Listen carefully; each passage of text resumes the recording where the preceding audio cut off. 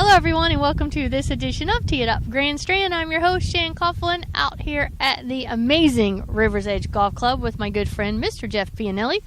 What's new? Just happy to be here. Sun's shining. It's not raining. I know. We're off the cart path. Unbelievable. It's like our second day in a row. Awesome. It's been good. We're overseeds in. Yes. So you're starting to see the green. You can see a little bit of the kind of sand colored grass here. Helps you find the fairway, which is critical on our last 4 holes, the start of the end of the round here. I know.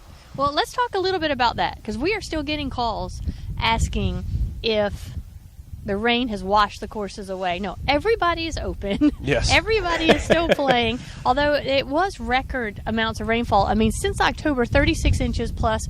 That's over 3 feet, which equates to, I just learned this, for every inch of water, that's about 13 inches of snow.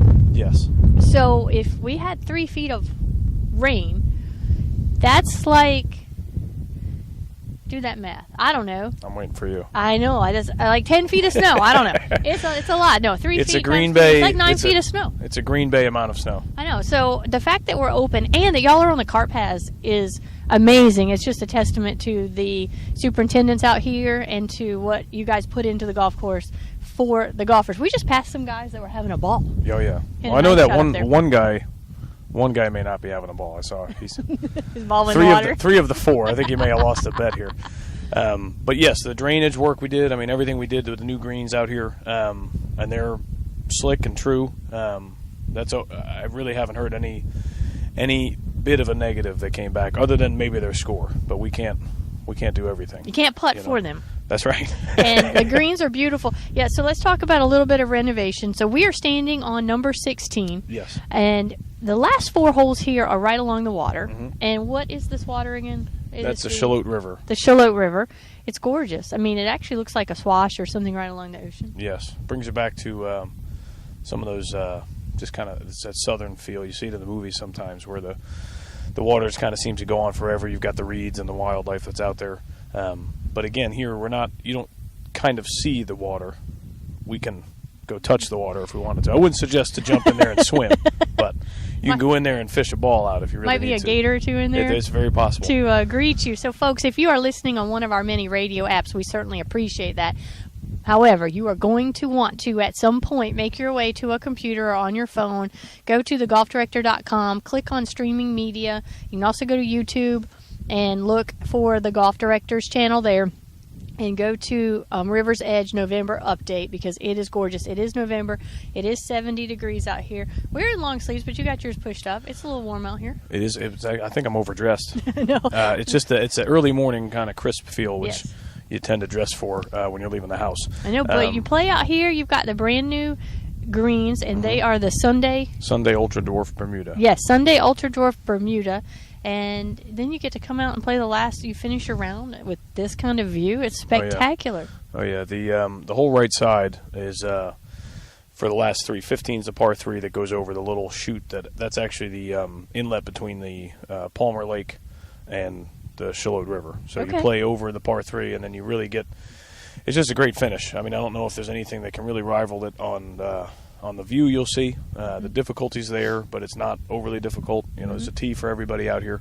And actually, they can't see it on the television, but we're working on the Scoring Tees program, which is a PGA initiative for a tee in front of the ladies' tee by traditional standards. So an extra forward tee. Right. For the ladies that are out there, unfortunately, you don't have the select tees that the men do, and we realize that. So we're working on. We had our study group out here of the ladies. They play birthday once a month. They have a group gets together. It's about 32 ladies, and we had them try it.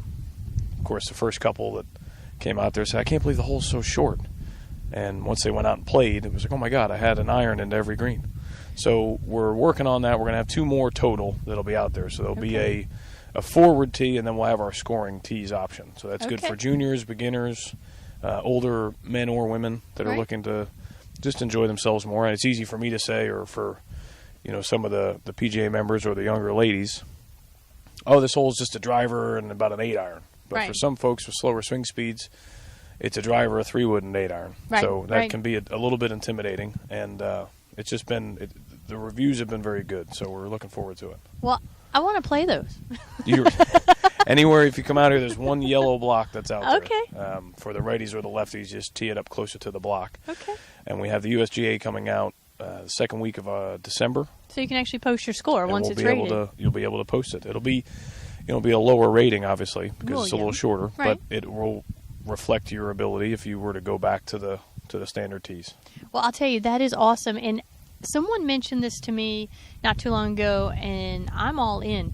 Not only are the more forward tees good for folks who just can't reach into, right? Because you're supposed to be able to reach, the average golfer is supposed to be able to reach the par 4 and 2 good shots, right? Yes.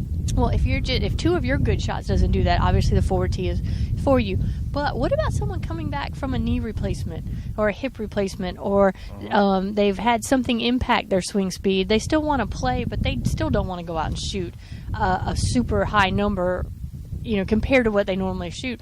A gentleman was telling me he was actually moving up to the junior tees. They played a course that had a more forward tee. They called the junior tee. Said he was still able to enjoy it, still able to post his score because it was rated. And I think that's an awesome idea. I mean, if you're cleared to play, no reason to go out and still have to struggle. Exactly. I know just within my own family, it took a little arm twisting to get somebody to move up a tee. But we're not going to say any names, right? Who was this? Was this dad? It may have brother? been. No, not my brother. He hits a country mile, but maybe my father. I'm not sure. Okay. Good for you, Mr. Pianelli. Good for you. But the downside was we moved him up and he beat us. But the catch to that is everybody should be able to play to where we watch guys on television, especially. They hit it forever. Right. But the course is set up for them to be able to do that, right. and it's the PGA push. Obviously, we're trying to get more people to play and enjoy the game. I mean, you can play this game till forever. Yeah. But it gives you a chance. You're trying to take the names off of the tees. Forever it's the white tees, the men's tee, and the blue tees, the championship, the back tee. So, here to begin with, this goes back a couple. I think it may have been even since they opened here. We don't have your standard color tee setup. Right. We do have a white tee, and that's your general men's tee. That's the only color that kind of stayed the same. But we have a gold, a black. We don't call them the women's tees. They're just the blue tees or the forward tees. We don't have a senior tee. Just trying to make sure everyone can come out and enjoy themselves. And it's based off of swing speeds now as opposed to the days of old, which was gender and then carry distance. Well, and that's a good point. As a matter of fact, I know several courses in the area are making their championship tees red. Just for fun, just to mess with people. And right. I love it because it is about having fun and enjoying the game, because let me tell you, when you can come out here to surroundings like this, again, I'm going to say this because I can't even believe it. I've lived here for going on 20, oh my gosh, this is my 20th year. You said it. It's November. It's 70-something degrees. We're on a gorgeous golf course. Why we're not playing, I have no idea. We're going to have to fix that next time. It's that work thing gets in the way. It's that work thing, yeah. But it's nice. I work here. I mean, at the end of the day, when you're having a rough day, you just take a card out and you can kind of forget what you were upset about. I know. So, and it still amazes me that people are on vacation and come in and are not just enamored, but those are the ones who've normally lost money, right? the way people play tends to vary on how they respond to the overall course. That's right. But here's the other thing, folks. Please, when you're on vacation or you go to play a different course, pay attention to the yardage. I understand you've paid your green fees and you want to see the whole thing.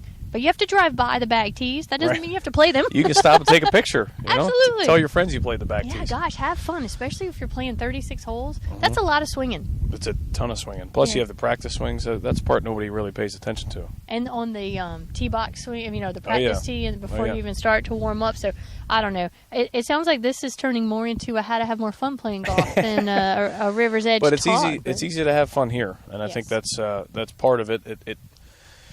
The course here isn't too long, as in overall raw yardage, but Arnie had a way to bring that back for you. So it's not a course you can overpower because you have certain areas you just can't get to. So you're better off taking the big swing, but take a 3-wood. Right. You'll be in the fairway. It's a lot easier. I've learned this by accident. The hard way. It's a lot easier to hit into the green with an 8-iron and 2 than dropping a wedge and hitting 3. So. Or 4. potentially, if anyone's looking, it was a foot wedge. Counts. It's a 15th club. It's a 15th club. Yeah, that counts. Well, Jeff, let's tell everyone how they can get more information and see more gorgeous pictures of not only this hole, but all the holes out here at River's Edge. Yes, we have. There's a new website that we just opened up this summer, and that's playriversedgegolf.com. Mm-hmm. And that has our yardage book on there. It has a ton of pictures. We've got a Facebook page, River's Edge Golf Club, and you can always just call us or stop by. It's 910-755-3434. Right. Come by, see us, have lunch. The patio, you can't see the clubhouse from here. Shan wanted us to move us off of 18 because it looked too scary. Yeah, but 18 is a little scary if you don't really know how to play it. We do. He did bookend them pretty well. Yes, he did. They're gorgeous. There's no. I don't want to say easy finish. It doesn't mean that it's overly hard, like I said. But if you hit a good shot, you are really rewarded. Yes, 18's it's a great finish. There's an amphitheater kind of feel to it. Just has a nice stadium look. We just had our River Cup, which is our version of the Ryder Cup. River's Edge. I like that. Yeah. Where we split the neighborhood up. We had 100 players. Wow. Red team, white team, match play. I was in there. I lost my singles match. Oh, Jeff. Giving up 4 strokes and 9 holes. Was a large mountain to climb. I did not climb the mountain. Okay. I fell a little short. But anyway, when we finished up, you had the last 2 groups on either side. There was 90 people up on the patio just hooting and hollering. It was so cool. It was a great experience. A good time. All right, so playriversedgegolf.com. Yep. Definitely check that out. And if you are here, get Shan's favorite sandwich.